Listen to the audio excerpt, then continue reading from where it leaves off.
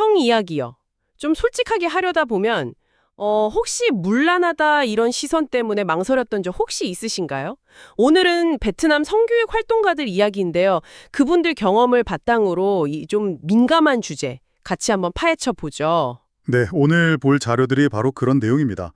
성에 대해 좀 개방적이면 특히 여성들한테 왜 그게 부정적인 낙인으로 이어지는지 또 그런 사회적 압박 속에서도 왜 열린 소통이 중요한지 이런 목소리들이 담겨 있거든요. 아, 실제 성교육 그룹 관리자나 상담 경험자들 고민이 담겨 있다고요? 네, 맞습니다. 아주 생생한 이야기들이죠. 그래서 이번에는 이런 성담론, 이걸 둘러싼 사회적 인식이 어떻고 또 그 뒤에 숨은 감정들, 그리고 침묵했을 때 위험은 뭔지, 이게 또 여러분 각자에게 어떤 의미가 있을지 같이 고민해 보자는 거죠. 네, 자료를 보면요. 여전히 좀 전통적인 관점, 여성의 순결을 되게 중시하고 성에 좀 개방적이다 싶으면 문란하다 이렇게 보는 시각이 있어요.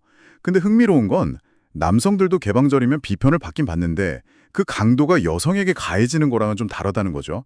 훨씬 혹독해요. 아, 여섬에게 더 가혹하다는 거군요. 네, 한 활동가는 성교육에 관심 보인다니까 주변에서 쟤 좀 놀 것 같다.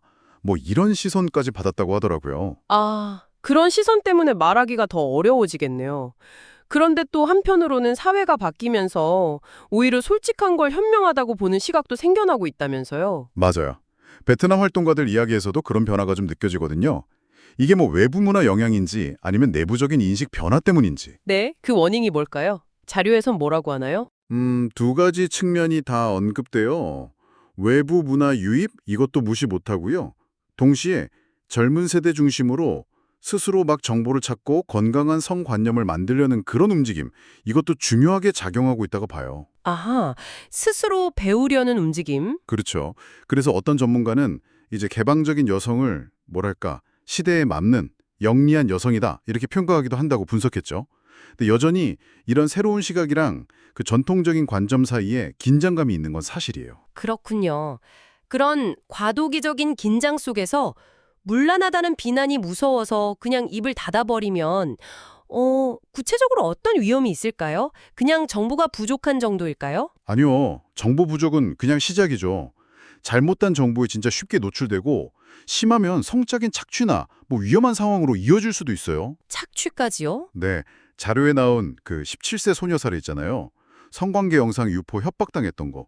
정말 안타까운 경우죠. 아, 네, 그런 사례가 있었군요. 결국 침묵은 스스로를 보호할 기회를 그냥 뺏어가는 셈이에요. 건강상의 위험도 크겠네요. 그 베트남 10대 임신율 총계 보고 좀 충격받았거든요. 아시아 최고 수준이라니. 네, 맞아요.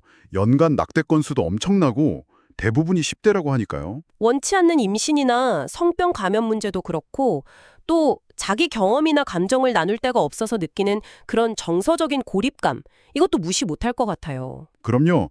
그래서 이 소통 방식이 중요해지는 건데요. 자료 속 활동가들이 계속 강조하는 게 상대방이나 상황에 따라서 소통의 수위랄까 방식을 조절해야 한다는 거예요. 아, 상대랑 상황에 따라 다르게. 네. 무조건 다 솔직하게 터놓는 게 좋은 것만은 아니라는 거죠. 좀 지혜롭게 소통할 필요가 있어요. 그건 알겠는데 예를 들어서 파트너 위생 문제 같이 진짜 민감한 건 어떻게 꺼내죠?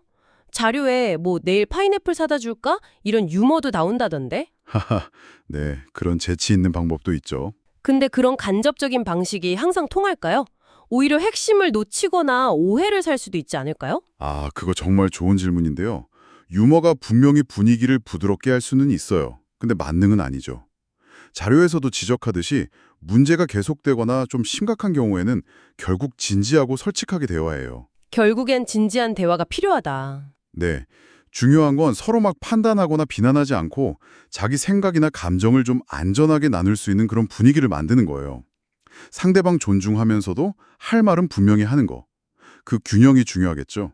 결국 사회적 시선이 무서워서 성에 대해 말 안 하는 거. 이게 특히 정확한 정보나 지도가 필요한 젊은 세대한테는 정말 실제적인 위험이나 불이익으로 이어질 수 있다는 거네요. 그렇죠. 개방적인 소통, 뭐 때로는 어렵겠지만 나를 알고 또 보호하는 데 꼭 필요하다는 걸 기억해야겠습니다. 맞습니다. 오늘 성 이야기를 했지만 사실 우리 사회에는 아직도 터놓고 말하기 어려운 주제들이 많잖아요. 혹시 여러분은 어떤 주제에 대해 좀 이야기하기를 주저하시나요? 그리고 그 이유는 뭘까요? 어쩌면 사회적인 기대나 편견 같은 것들이 여러분의 솔직한 소통을 얼마나 막고 있는지 한 번쯤 돌아보는 것도 좋지 않을까 싶습니다.